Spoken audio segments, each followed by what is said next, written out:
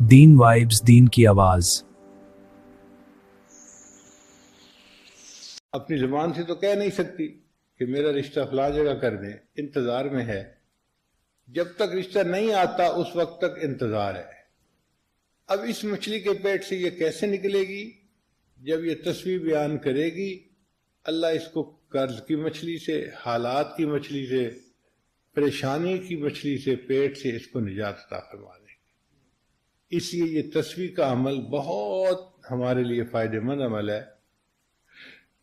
تو یونس علیہ السلام کو عصر کے بعد چونکہ مچھلی نے پیٹ سے نکالا تھا، تو اللہ نے فرمایا میرے بندو تم عصر کی نماز ادا کرو گے، تم اگر ذلت کی مچھلی کے پیٹ میں پھنسے ہوئے ہوگے نا اور نکلنے کی کوئی صورت نظر نہیں آتی ہوگی، میں تمہیں اس میں سے بھی نکال دوں گا اور تمہیں نجات عطا فرما دوں گا۔ پھر سوال پیدا ہوتا ہے کہ مغرب کی نماز کیوں فرض کی؟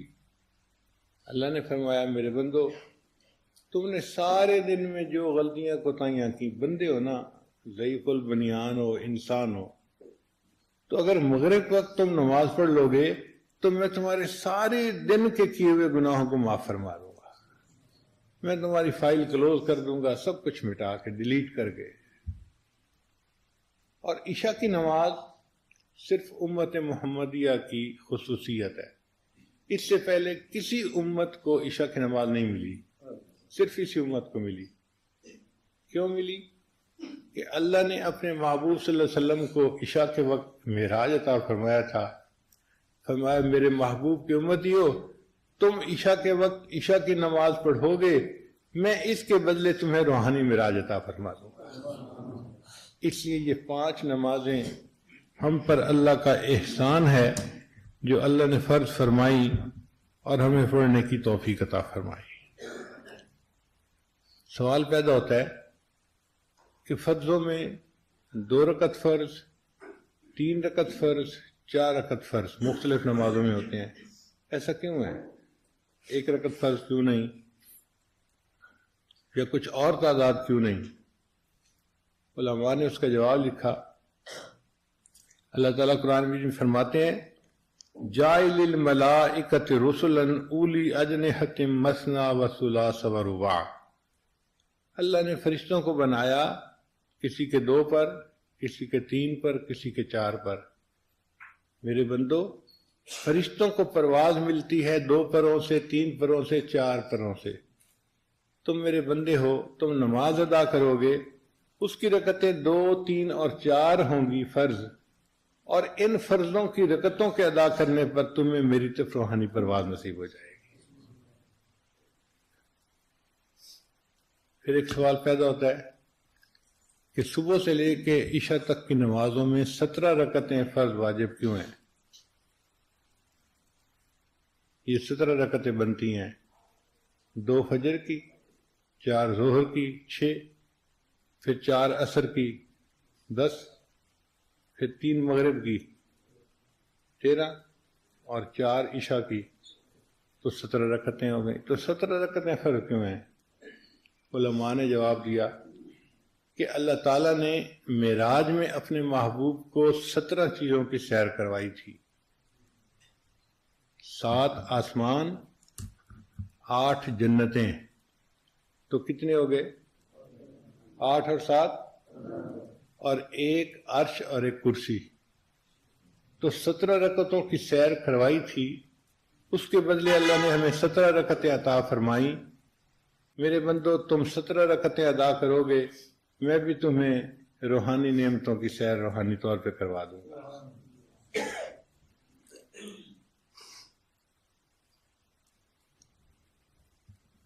سوال پیدا ہوتا ہے نماز میں فاتحہ کیوں اتنا ضروری ہے؟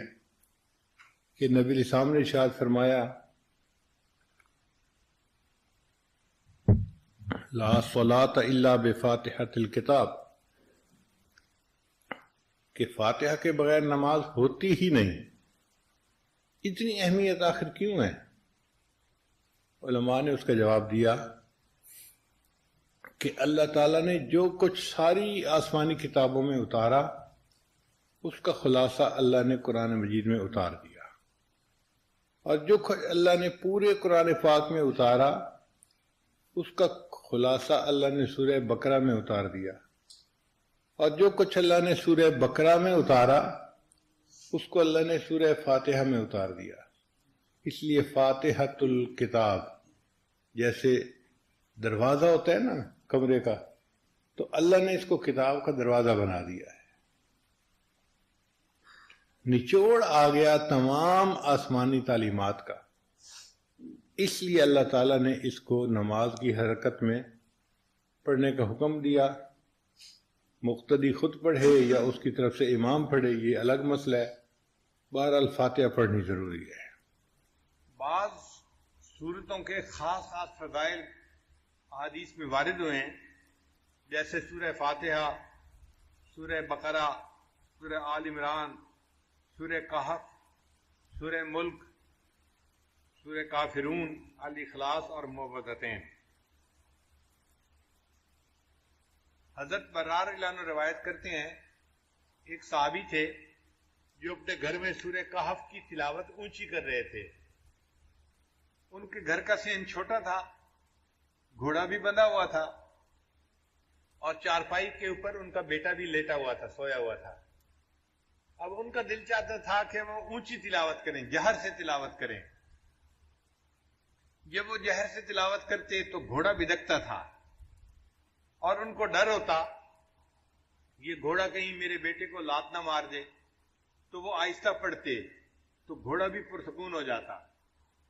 پھر طبیعت میں جوش آتا، شوق اٹھتا، پھر دل چاہتا کہ اونچا پڑھیں، پھر گھوڑا بدکنے لگ جاتا۔ یہی ساری رات ہوتا رہا۔ جب صبح کا وقت ہوا انہوں نے دعا کے لیے ہاتھ اٹھائے تو انہوں نے دیکھا کہ کچھ بادل سے ہیں جن کے اندر روشنیاں ہیں، اور یہ روشنیاں ان کے سر سے دور آسمان کی طرف جا رہی ہیں۔ پھر وہ نبی علیہ السلام کی خدمت میں حاضر ہوئے، فذکر ذلک للنبی صلی اللہ علیہ وسلم۔ انہوں نے نبی علیہ السلام کے سامنے یہ پوری رات کا قصہ بتایا، تو نبی علیہ السلام نے فرمایا کہ یہ اللہ تعالیٰ کے فرشتے تھے جو تمہارے قرآن کی تلاوت سننے کے لیے تمہارے قریب آ گئے تھے۔ اگر تم تلاوت کرتے رہتے تو مدینے کے لوگ اپنی آنکھوں سے اللہ کے فرشتوں کو دیکھ لیتے۔ تو سورہ کہف کی تلاوت سننے کے لیے اللہ کے فرشتے آسمانوں سے نیچے اتر پڑے۔ ابو درداء رضی اللہ عنہ روایت کرتے ہیں، من حافظ 10 آیات من اول سورۃ الکہف، کہ جس بندے نے سورہ کہف کی پہلی 10 آیات کو یاد کر لیا، اسی ما من فتنۃ الدجال، اللہ تعالیٰ اس کو دجال کے فتنے سے محفوظ فرما لیں گے۔